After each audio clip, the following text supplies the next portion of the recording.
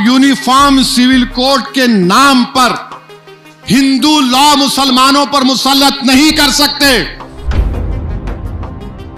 निकाह रिचुअल नहीं है, पार्ट ऑफ रिलीजन है हमारे। जेंडर जस्टिस करने वाले जकिया जाफरी से मुलाकात नहीं करते। अब आप यूसीसी की बात करते हैं, हिंदू अनडिवाइडेड फैमिली के टैक्स रिबेट हमको दो। ये यूनिफॉर्म सिविल कोड का शोशा शुरू हो गया। यूनिफॉर्म सिविल कोड की बात करने वालों, ये याद रखो, इस्लाम में शादी निकाह एक कॉन्ट्रैक्ट है, जन्म जन्म का साथ नहीं है। कॉन्ट्रैक्ट है, जन्म जन्म का साथ नहीं है। ने औरतों को हक मिलना, अच्छा क्या मिलना? महर कौन देते? हम देते। महर देना पड़ता। बीवी कमाई तो उसमें शौहर का कोई हक नहीं है। बीवी कमाई तो शौहर का हक नहीं है।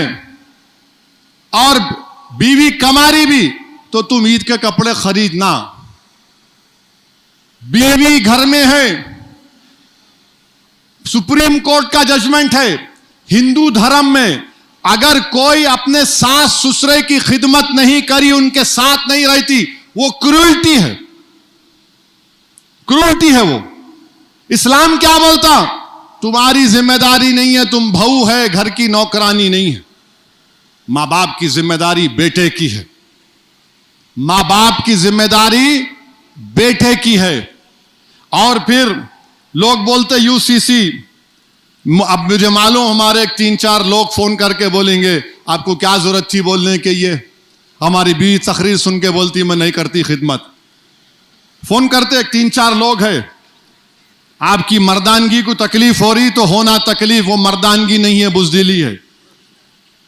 आप देखिए जो यूसीसी की बात करते, स्पेशल मैरिज एक्ट है, यूसीसी है, इंडियन सक्सेशन एक्ट है, जुवेनाइल जस्टिस एक्ट है अडॉप्शन के लिए, डोमेस्टिक वायलेंस है, 125 सीआरपीसी अब BNSS है।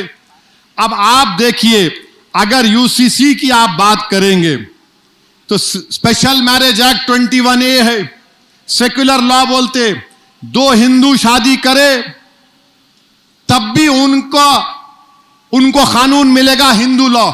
अगर दो मुसलमान स्पेशल मैरिज में शादी करे तो हिंदू लॉ के तहत नहीं, सक्सेशन एक्ट के तहत उनका बंटवारा होगा। अब आप यूसीसी की बात करते हैं, हिंदू अनडिवाइडेड फैमिली के टैक्स रिबेट हमको दो। इक्वालिटी का वायलेशन है ना, उसकी बात नहीं करते। यूसीसी की बात करने वाले बताओ क्या मिताक्षरा या दयाभागा स्कूल ऑफ थॉट होगा? ये बताओ कि क्या ये हिंदू मैरिज एक्ट आदिवासियों पर लागू होगा? और फिर जो बोलते नहीं रिचुअल, हमारे पास निकाह जो है वो हमारे दीन का हिस्सा है, वो कल्चर नहीं है, दीन का हिस्सा है। आप समझो उस बात को। निकाह रिचुअल नहीं है, पार्ट ऑफ रिलीजन है हमारे। और फिर आप बोलते हैं ये सब वो कर देंगे। अब आप हमको ये बताओ कि अगर मैंने कह दिया ससुराल में जाके खिदमत नहीं करे तो क्रूरटी है। अब आप देखो, अगर हिंदू धर्म में किसी को अपने बीवी को छोड़ना है, क्रूरटी बताना पड़ता, जज साहब को मुतमईन करना पड़ता कि क्रूरटी हुई। 5-5 साल 4-4 साल रिश्ता केस चल रहा। एक चीफ मिनिस्टर है भारत के, तकरीबन मेरे ख्याल से 10 साल से उनका केस चल रहा। बीवी बोलती है मैं छोड़ती नहीं, इन्हों बोल रहे मैं छोड़ता हूं, क्योंकि उनका केस निकाह नहीं था। वो बेचारा 10 साल से फंसा हुआ है, निकल ही नहीं सक रहा उन्हें। हम आपको ये बता रहे हैं कि इर्रिट्रीवेबल ब्रेकडाउन हुआ तो आपको सुप्रीम कोर्ट जाना पड़ता, और आप यूनिफॉर्म सिविल कोड के नाम पर हिंदू लॉ मुसलमानों पर मुसल्लत नहीं कर सकते।